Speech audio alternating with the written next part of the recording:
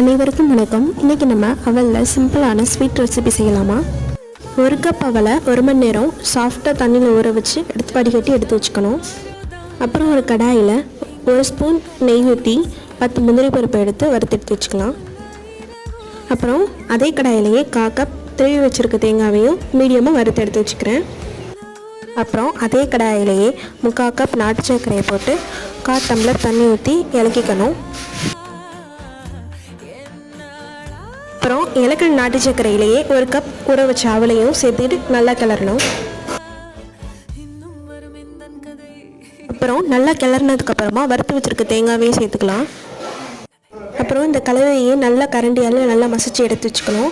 அதுக்கப்புறம் வறுத்து வச்சுருக்க முந்திரியையும் ஏலக்காவையும் சேர்த்து இறக்கி வச்சா சூப்பரான அவல் ரெசிபி ரெடி. நீங்களும் மறக்காமல் ட்ரை பண்ணி பாருங்கள். தேங்க்யூ.